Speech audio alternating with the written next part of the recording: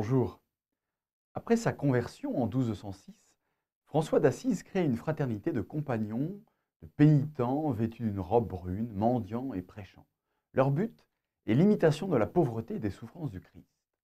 L'ordre franciscain fut rapidement soutenu par la papauté et se répandit dans toute l'Europe jusqu'à compter 20 000 membres, ainsi qu'une branche féminine appelée les Clarisses.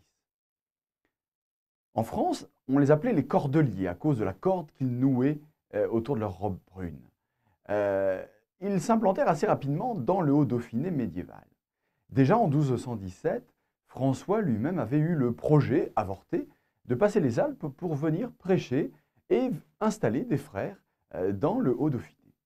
À Gap, dès 1220, quelques frères s'installent dans des bâtiments modestes, mais ils connaissent un succès rapide en raison de leur pauvreté, de leur humilité et de la fougue de leur prédication.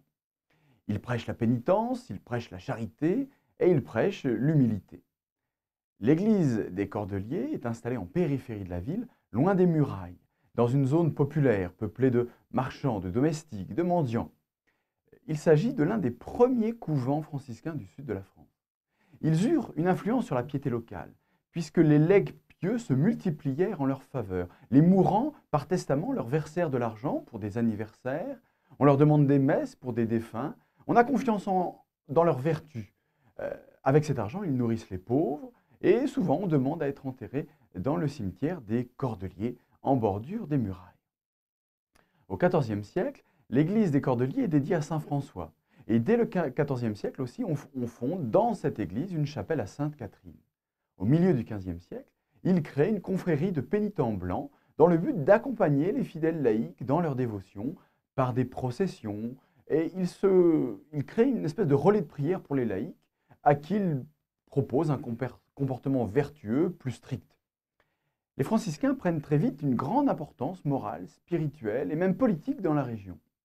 À Embrun, les franciscains sont notés dans les sources dès les années 1230. Ils ont un petit couvent modeste à l'extérieur de la ville, près de la porte Saint-Esprit. 13 frères vivent ici dans la pauvreté et là aussi attirent les fidèles et les vocations face notamment à la riche abbaye de Boscodon. Leur prédication est efficace, d'autant que les dominicains ne sont pas implantés, et ils agissent dans les hôpitaux de la ville au profit de la charité. En 1238, toujours à Embrun, ils servent d'intermédiaires de paix entre l'archevêque et les consuls. Leur jardin, par exemple, sert régulièrement pour signer des accords ou des actes notariés. Ils attirent là aussi les dons, les legs, ils ont de nombreux bâtiments, une salle du chapitre, un réfectoire. Et en 1338, le dauphin Humbert II accorde aux cordeliers d'Embrun 10 charges de froment et 10 de vin par an pendant 1000 ans.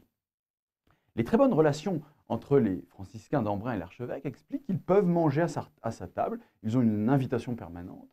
Mais au début du XVe siècle, on note une mésentente entre l'archevêque et certains cordeliers, sans doute inspirés par le mouvement des flagellants. En 1368, l'édifice primitif est détruit par des bandes armées, car il était situé en dehors des faubourgs non protégés. Le dauphin donne de quoi rebâtir le couvent dans les murailles. Ils desservent une église hors des murs, à la porte de Gap, à l'ouest.